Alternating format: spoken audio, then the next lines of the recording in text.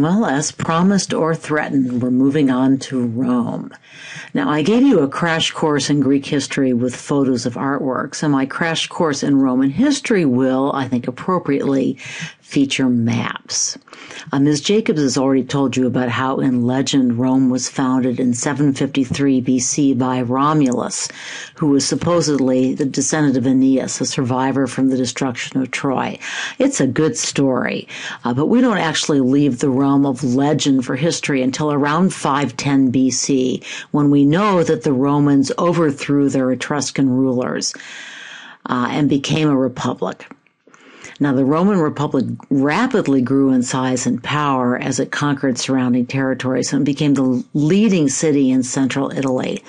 And around 340 BC, the Latin cities revolted, but Rome defeated them, and they then came under direct Roman rule. The area in red represents the area Rome ruled by the middle of the 4th century BCE. So let me talk a little bit about the Roman Republic.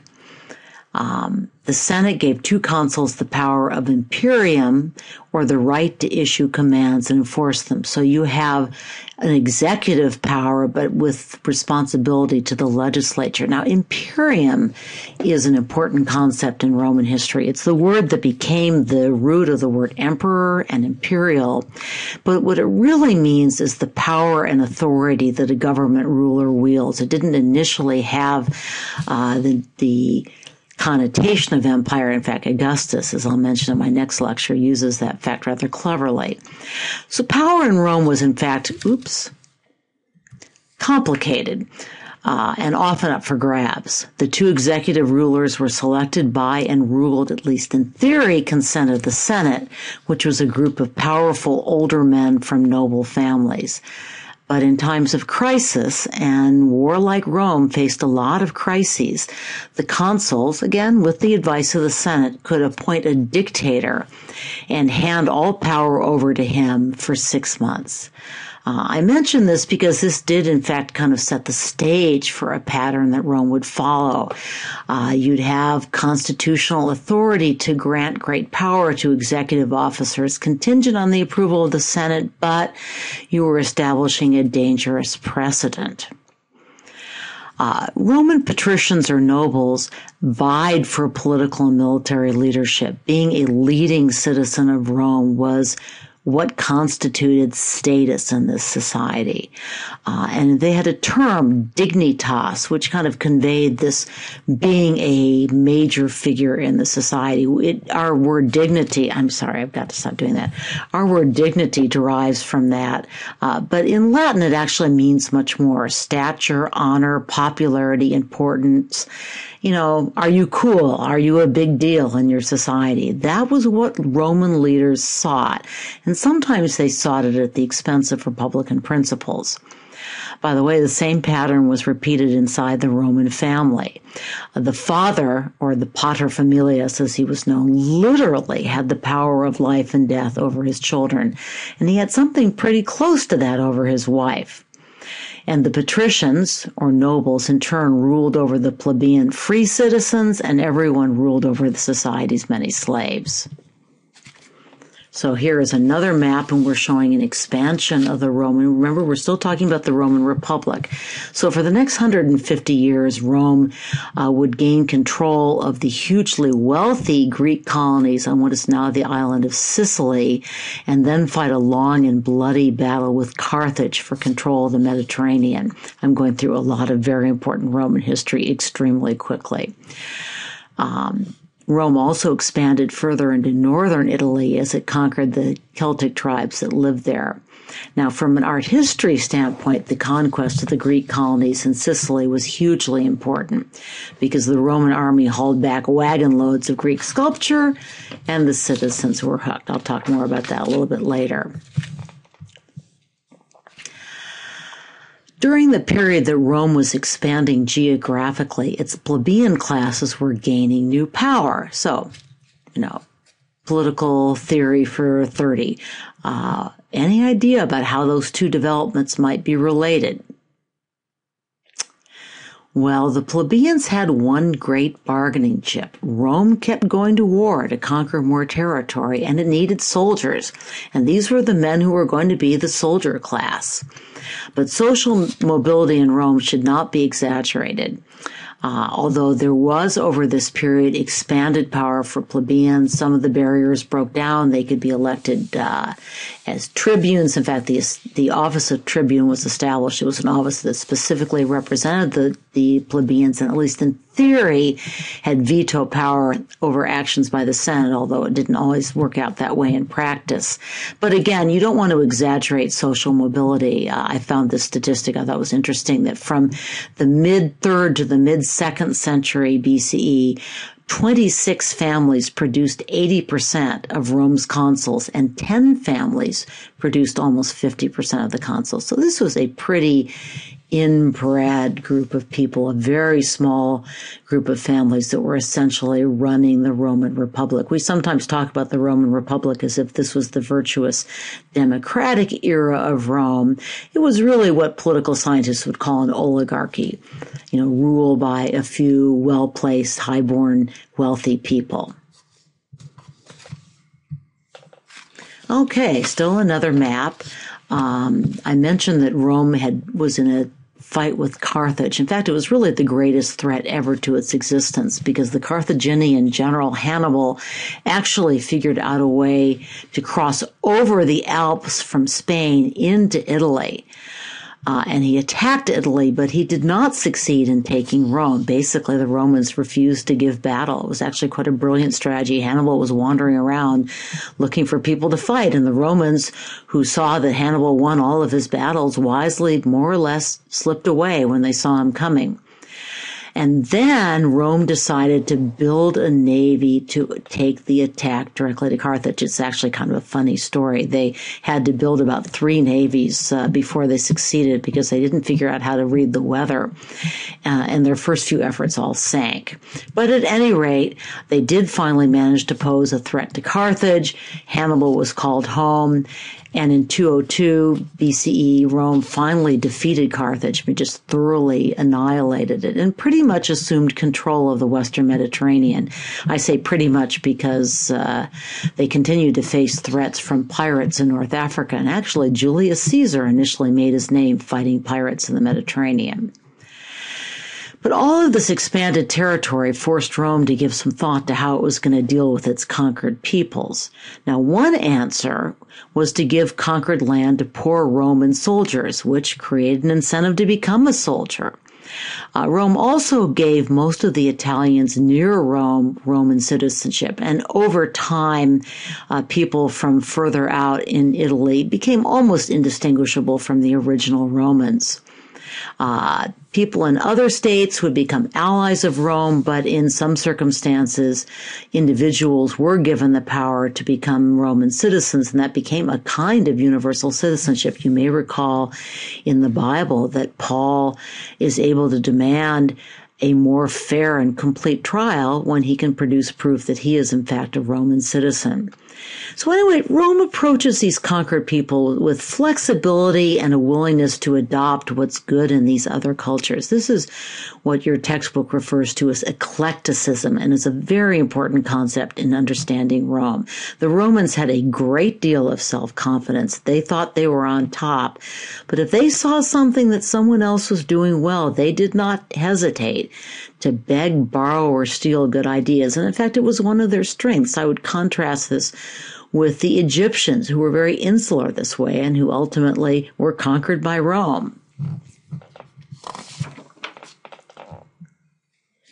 And now we move on to a period that's sometimes referred to as the Imperial Republic, which sounds like a contradiction in terms. How do you have an empire and a republic? And in fact, it really was a contradiction. Rome now ruled all of these disparate peoples, and it had to figure out how to control huge swaths of territory and their subject people without losing support at home. And there were some very serious problems at home. Military service had impoverished many small farmers. basically they were expected to go off and fight. That was part of their duty as citizens. They weren't necessarily paid much or reimbursed. And large landowners bought up small farms, and so you had an increasing concentration of wealth. And these latifundia are huge plantations. You also had unrest on the part of slaves and a huge slave revolt led by a man named Spartacus that really presented a genuine threat to Rome before it was put down. You also had the problem that since Rome was a conquering nation, it wasn't always the case that the best generals were from the best families. And so you had the rise of what novus homo, new men, people who had risen to power because they were very good generals or in some other way competent in the world of conquest. And how were these people going to fit into the Roman society? Was the Senate going to make room for these new men? Actually, it increasingly did as long as they had wealth. It really remained an oligarchy.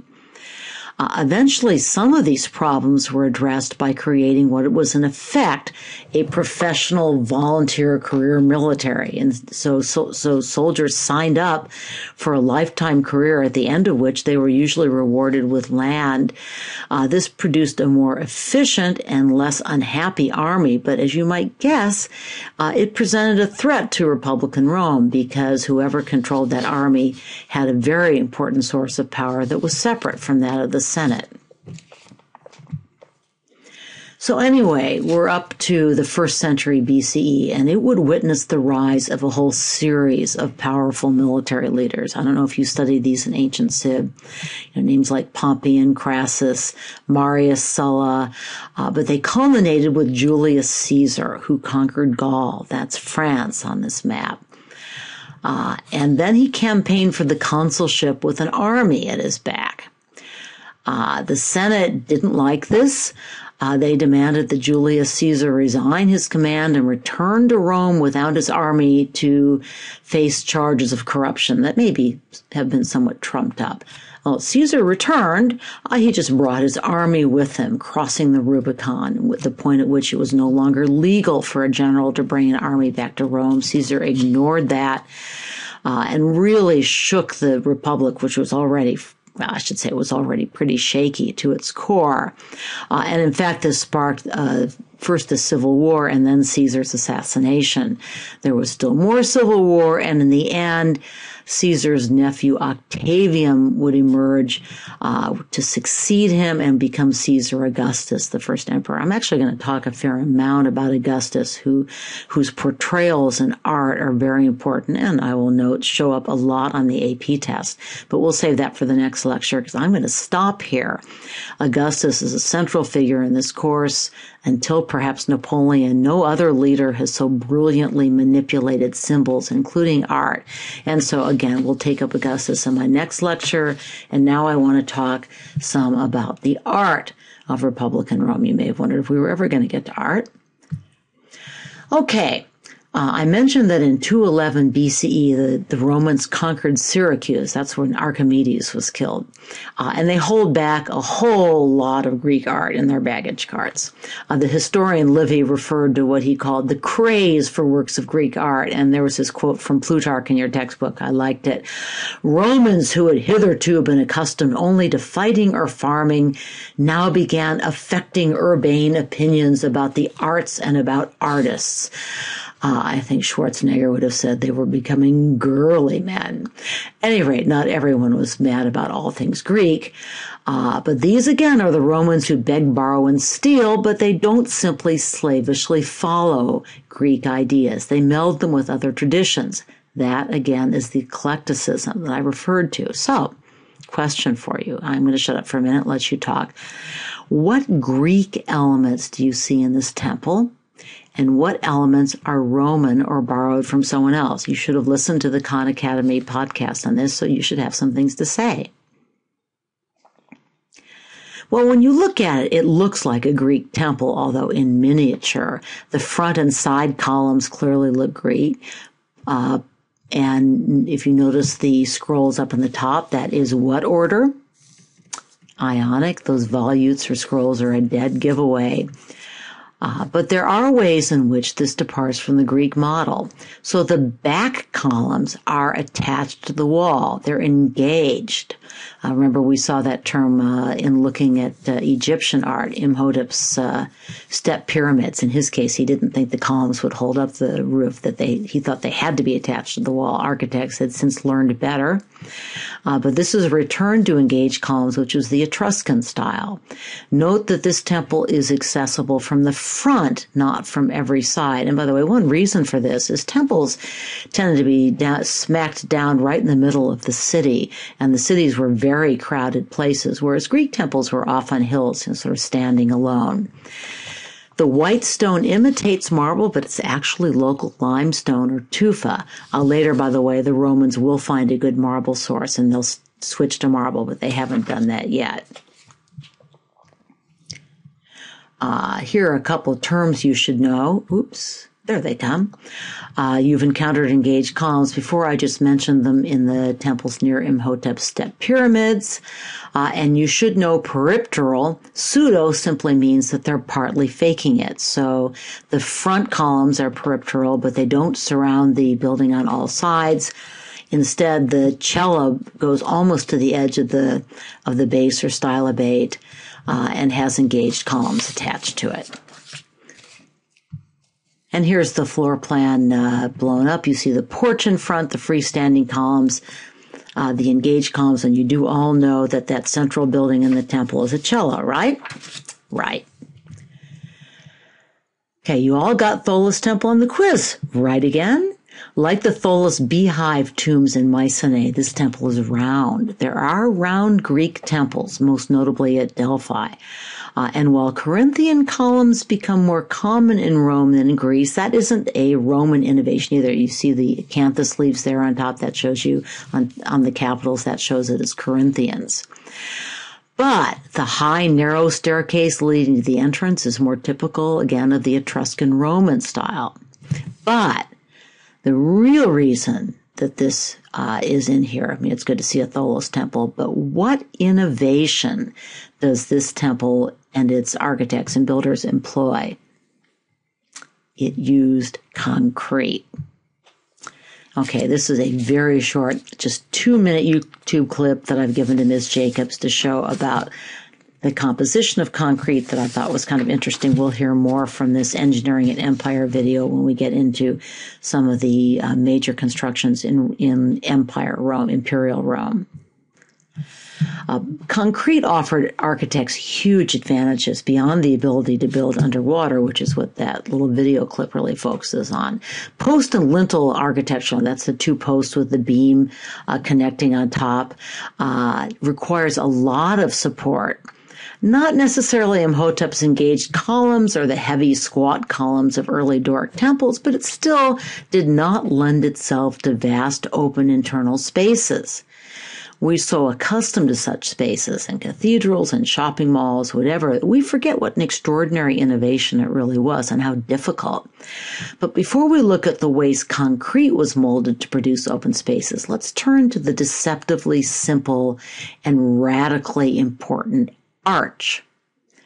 A stone lintel on top of two columns, again, post and lintel, rarely spans a distance of even 15 feet. It's just too much pressure. It would collapse. Because of the way the arch employs the geometry and physics of countervailing pressure, the stones press upon each other and can hold much more weight.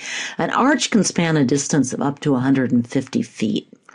So it was actually the combination of exploiting the arch and inventing concrete. The arch had been around, but the Romans really perfected it.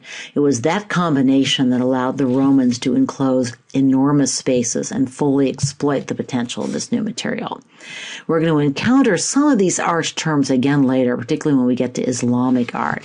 For now, I just want you to be aware that an arch has parts, and particularly that the stone at the very top is the keystone, the most critical element. What the Romans did with the arch was to extend its potential basically by expanding it in a straight line or by rotating it to create a dome or to cross it. All of these create a form of a vault. You know, we talk about vaulted ceilings, high ceilings. That again is that same term, vault. So here's the simplest of these expanded arches, which is the barrel vault, shown here both with and without a supporting outer wall or buttress. I just found this on the internet. This is an example of a barrel vault. This is from the Cloisters Museum in New York, which is the Metropolitan Museum's medieval collection. And it's one of my favorite places. If you go to New York, you should put it on your list.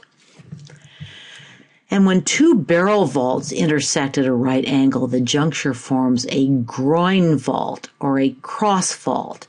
One of the things this does is allows for more lighting. You can see that as opposed to the barrel, which creates kind of a dark tunnel potentially, although windows can be put in it with concrete because the concrete doesn't, is strong in and of itself. We're going to see even more impressive concrete structures when we move into the Empire period. But this complex leads to a Tholos temple on a hill, and it was constructed of concrete in the Republican era. It was the most impressive concrete monument of that period. Notice that the terrace and ramps are supported by concrete barrel vaults, which is why you can have this huge complex, much larger than the complexes that the Greeks were building. Well, on to sculpture. I've talked a little bit about the Senate and how its members were older men of the wealthy and noble classes. And I also said that Roman patrician society was obsessed with image and dignitas, and part of that was being obsessed with lineage. Noble families, for example, kept wax images of their ancestors. That's what imagines are, in cupboards in their homes. The status that came with age and lineage is reflected in veristic or truthful art, which is very characteristic of the Roman Republic. I will tell you, I have just finished writing your Rome exam using actual AP questions, and I will assure you that this is something that the College Board expects you to know. Hint and more hint. Note, however, that this is a real contrast with a Greek sculptural ideal that reflects a different set of values. The Romans have less worship of youth and beauty, more admiration for the wisdom that comes from age. I wonder how much of this is due to the fact that they have an empire to run. The Greeks actually did not. They had their golden moment when they defeated the Persians, but were not really successful for any length of time in running their state and running an empire. The Romans held out for a very long time.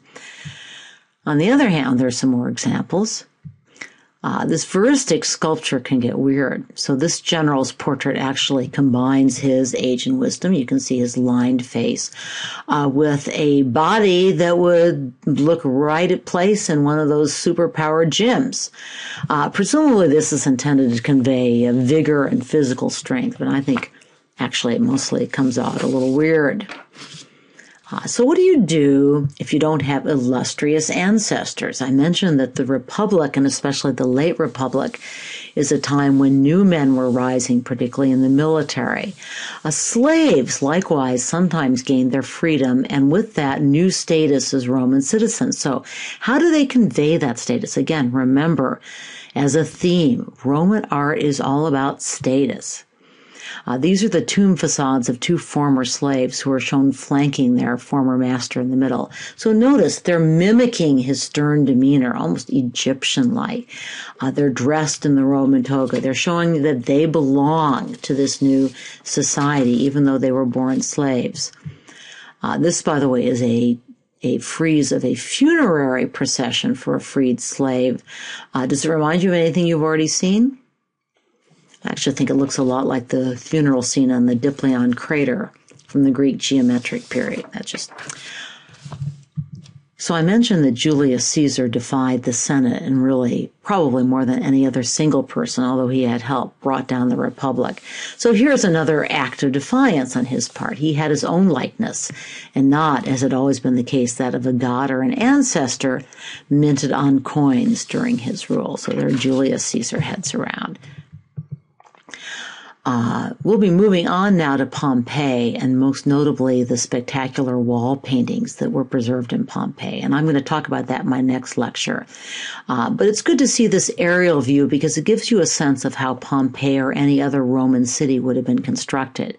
So at the center of the city, that rectangular area, is the Forum, which is where politics and business were conducted in the open air. That was usually surrounded by shops that were covered, but open. They had covered roofs, but were open to the air. The temple is typical Roman eclectic. That's local limestone tufa covered with stucco to imitate marble, and like the Temple of Portunus that we've already seen, it combines an Etruscan plan with Corinthian columns. But note, too, that Roman temples are jammed right into the city with the shops and the public buildings. And again, this is a contrast with the Greeks' tendency to site temples on hills away from the center of the action. Rome was all about getting business done conveniently, including religious business. That was the Forum again. And there you see the temples and basilica.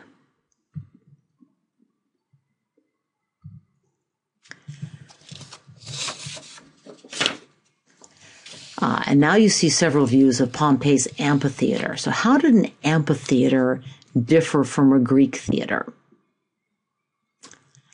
How did concrete make that possible? Well, a Greek theater would be built in a semicircle into a hill so the dirt would support the seats. Concrete provided its own support. And we are heading toward the Colosseum here. We're going to look at painting in the next lecture, but I have included this painting now because it gives such a clear view of the amphitheater's double staircase. The painting shows the cloth awning, which is called a velarium, that could be rolled down to protect spectators from sun or rain. The Romans were extraordinarily clever about making ordinary living decent. I mean, indoor plumbing did not achieve Roman levels until late in the 19th century. Their ability to bring water, to pave roads. I mean, I'm not sure that this is exactly art, but it was their engineering feats, their practicality, and their ability to carry out large-scale projects that was really amazing about Rome. At any rate, I think that is enough, maybe too much to cover for now. I will start with those scary Roman house terms in my next lecture, and then we'll move on to Roman painting and to the brave new empire of Caesar Augustus.